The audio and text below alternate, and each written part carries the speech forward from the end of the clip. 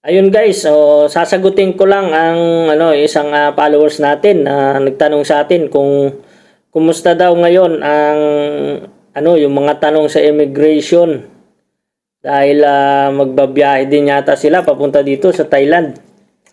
So ayun guys, share ko lang ang naging namin experience namin. So simulan natin sa una. So ang flight namin 9 AM. So dapat maagap kayong prepare. Kami gumising na kami kanina ng 2 AM tapos nag-prepare na. So guys, timbangin niyo na rin yung mga ninyo, bagahe ninyo para hindi kayo mag-excess kung 7 kilos lang yung dala niyo kung hand carry. So ayun guys, pumunta na kami doon, maaga pa. So 3:30 nandun na kami. So siyempre sa una, babayad muna kayo ng travel tax. Ang bayad dito guys sa travel tax ngayon ay 1,620 each. Bawat isa yon. So dalawa kami ni Mrs. So pagkatapos niyo guys ng travel tax, diretso na kayo sa check-in area. Doon kayo check na din yung baggage niyo doon kung ano yung timbang, tapos doon bibigyan na kayo doon ng ticket. So pagkatapos doon guys, ayun na, immigration na yun doon guys, diretso na kayo immigration. So buti guys, maagap kami kasi nung time na yun kami gulping daming tao. Saka ang haba ng pila. So yun guys, grabe. So yun, siguro parang inabot kami doon ng almost 1 hour din.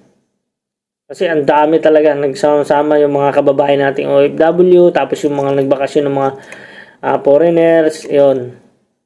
So ayun guys, pagdating naman doon sa immigration, so andun na tayo, immigration. So pagdating sa akin, nung ako nang tinanong guys, so simple lang, tinanong nila guys sa akin, so ang inano lang nila sa akin, yung return ticket. So yun, return ticket. So ipinakita ko, binigay ko doon sa immigration officer. So pagkatingin niya, pangalawang tanong niya sa akin, ano ang yung trabaho? Yun. Yun, di sinagot ko, ganito ang trabaho ko.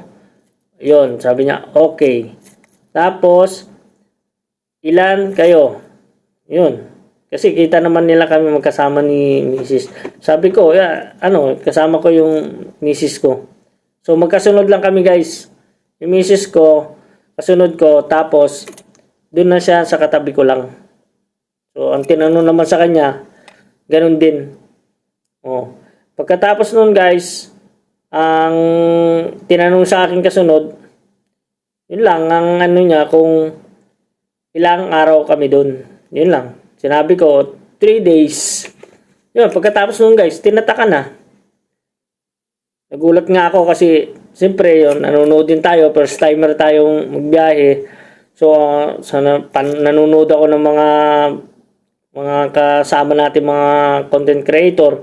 So, yung mga experience din nila sa paglabas ng bansa. So, merong mga nahara, maraming tanong. So, nung time ko naman, wala naman, sa awa ng Diyos. Pero, naghanda na rin tayo guys. Ang bilang employed, pag employed ka, so ang kailangan mo guys ay meron kang COE.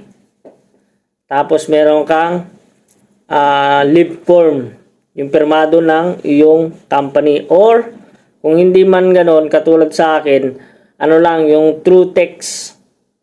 Yung pinayagan ka ng boss mo, gayon. Tapos yung company ID. Yan. Tapos yung mga pinapanood ko, ang sabi nila mga hinahanapan ng proof of income, mga bank account. Siguro guys, yun yung kung saan, yun yung mga red tag sa immigration. Kaya siguro tinatanong nila guys. Alam mo guys, ang immigration kasi guys, yan, trabaho talaga nila yan. So, ang magagaling sila, yung may psycho na sila, tingin pa lang nila kung ikaw ay nagsisinungaling o hindi. siguro guys, based on my experience pag nagdala ka doon tapos pumunta ka doon sa immigration, nakita nilang parang yung mga papers mo ay tagilid na parang kaduda-duda, doon sila magsisimulang halikwatin yung mga requirements. Doon pala nga sa iyo, nasan yung proof of income mo. Tapos nasan yung CUE kung talagang totoong nagtatrabaho ka doon. Nasan yung leave form mo, ganun. Doon lang siguro magi-start. Pero sa talaga, sa totoong process talaga, guys, ang proper lang talaga niyan, tatanungin lang nila diyan kung may return ticket ka. Tapos saan ka pupunta? Ilan days ka doon sa pupuntan mo? Kung tourist yan guys kung tourist. Tapos yun lang. Pag yung nakita naman nila na okay naman yung na legit naman yung mga mo talaga, tatatakan nila agad guys. Ganun. Kaya lang siguro sinasabi nilang gulping higpit sa immigration, siguro may nakikita sa iba. Katulad nung isa pala guys, nung sinundan namin na babae. Siya? Parang hinanapan siya ng mga meron siyang documents parang kulang sa signing o Xerox, ganun. Parang hindi original copy yung dala niya. So yun, ang daming tinanong sa kanya guys. Hinanapan siya ng mga kung ano-anong papers. Siguro tumagal din sila sa pag-uusap ng 30 to 40, ganun.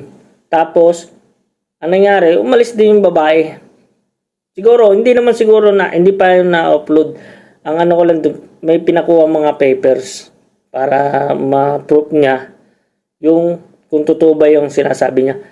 Ganun guys. Doon lang siguro yun. Para doon yun sa mga doon lang hahanapin yung mga papers na mga sinasabing supporting documents. Ayun guys, yun lang yung experience namin pagkatapos dun. So pagkatapos ng immigration guys, diretso na sa final screening. Doon na, i-check na yung baggage nyo kung Pagkatapos dun guys, diretso na kayo sa boarding gate. So ayun, pagdating sa boarding gate, naghintay lang kami doon kasi 9, based on sa amin, 9 kasi yung flight namin, maagap kami natapos. Mga 7:30 tapos na kami doon sa sa lahat-lahat sa immigration. Yun, naghintay lang kami doon. So pagdating naman guys sa Thailand, sa immigration sa Thailand guys, ang tatanungin lang nila ay yung how many days. Kung ilan days ka dito. Yun, sasagutin mo lang yun. Tapos ang nila kung may kasama ka ba o solo ka. Yun, ganun lang sa kanila. Tapos ka lang dun guys. Fingerprint. I-scan nila yung ating mga doon. Tapos picture. Yun lang guys. Tapos yun, go. Enjoy na. Welcome to Thailand. Yun guys. Ganun lang ganun lang kadali yung namin. Base yun lang sa amin yung guys Hindi ko naman sinasabi yung sa kanila siguro. Iba-iba naman kasi niya depende naman sa scenario yan kung hindi naman lahat na pag ka ng immigration guys na madami na tinanong ganyan ma-upload ka, hindi guys, lang nila yan, sinusure lang nila yan guys kung sigurado yung mga papel mo at sa sinasabi mo ito totoo. Huwag tayong magagalit sa kanila guys kasi trabaho nila yan guys. Alam mo main yan guys, para sa atin din yan. Pinoprotektahan lang din tayo nila guys para maiwasan yung tinatawag na human trafficking. Kasi uso na yan guys. Uso na ngayon yan. Yun ang iniiwasan ng immigration. Kaya para sa atin din yan guys. Kaya kung ano man yung tinatanong nila, yung higpit nila, huwag kayong magagalit, maiinis. Trabaho nila yan guys. Ayun guys. Hanggang dito lang guys. Sana makatulong.